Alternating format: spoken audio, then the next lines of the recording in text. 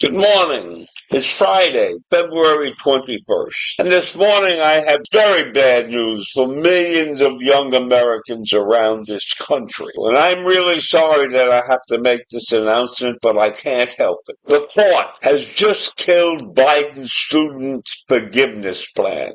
It was crushed. A federal court has shut down Biden's $500 billion student loan forgiveness plan, ruling it unconstitutional.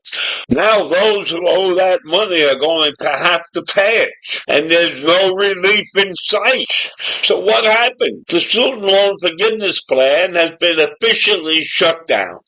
A federal court ruled that his administration lacked the authority to implement. So the Eighth Circuit Court of Appeals found that the Education Department had overstepped its legal authority by attempting to erase student debt as opposed to ensuring the payment. Now, this decision marks the final blow to Biden's bold attempt to provide widespread debt relief to millions who owed the money. So now everybody's got to get out there and reach deep into their pockets and start paying those ridiculous sums. And why does this matter?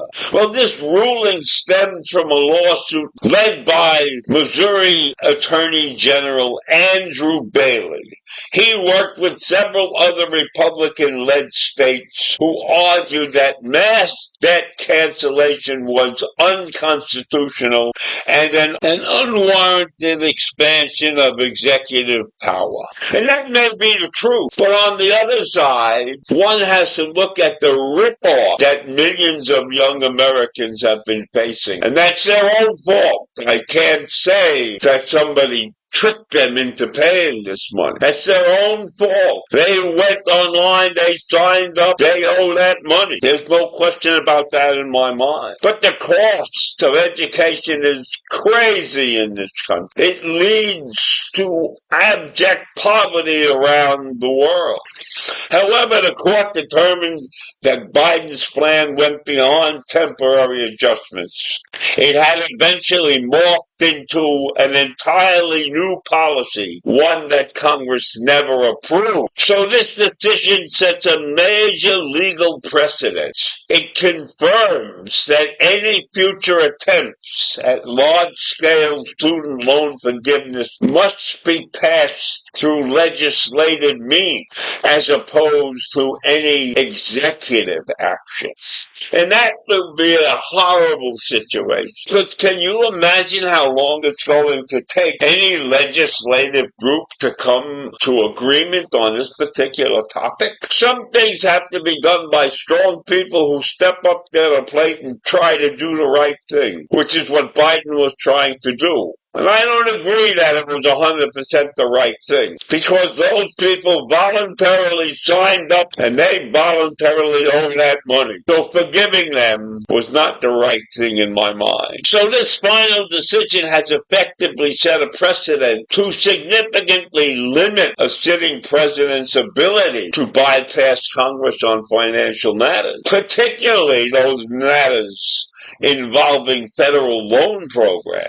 Biden tried to frame the program as a way to help middle class and low income borrowers.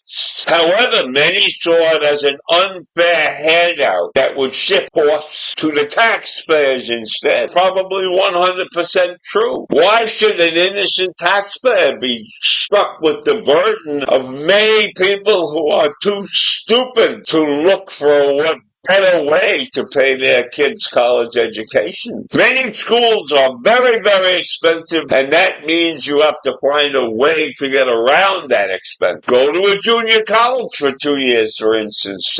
You'll save a lot of money, and then you go to the better school. Or just go to the least expensive state university that you can find. It's no disgrace, because in reality, if you're good at what you choose to be, it really doesn't matter where you got your degree. Now, I know it's important where you get your degree because many organizations take pride in having students from Yale and Princeton and the Ivy League schools as opposed to having people from a state university working for them. But those are the facts of life, and we have to learn to live with them, and we have to learn to adjust our monetary need to cope. So if you want to put yourself, your family in debt for years and years and years and years, that's okay. But don't bug out when the time comes to make the payments. That's not right.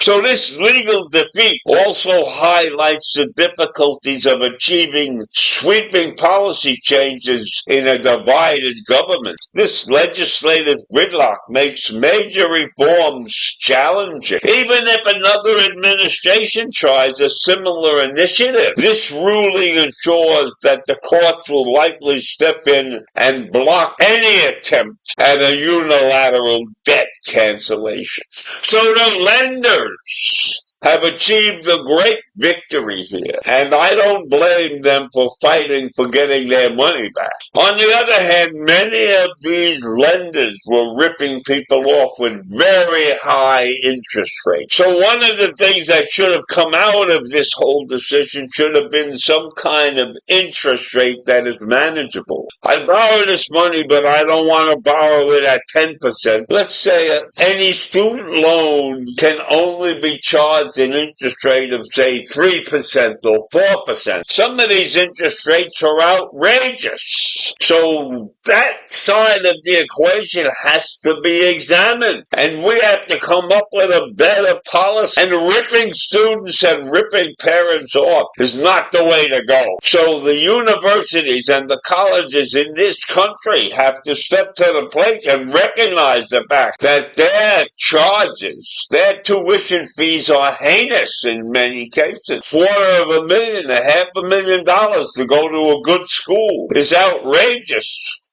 when the general population in this country only earns about $60,000 a year. And that's on the high side, I think. That's probably overstated. We still have 50 million people in this country at the poverty level. So this particular decision, while I'm in favor of it because you're ripping people off after they took the time to give you the money, but something really has to be done about the cost of education to be fair. And on the other hand, we've got to look at education in general around this country. But quality education is not available in many states in this country. So we have a mess on our hands, and we don't have the foresight and the brilliance to overcome this situation right now. So I leave you with this problem. Many, many people are going to suffer now. Have a great day. Bye.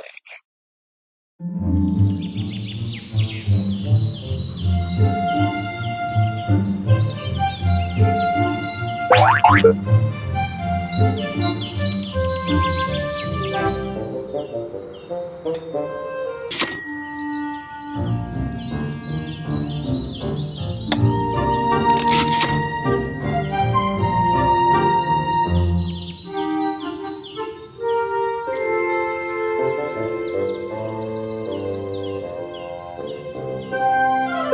you.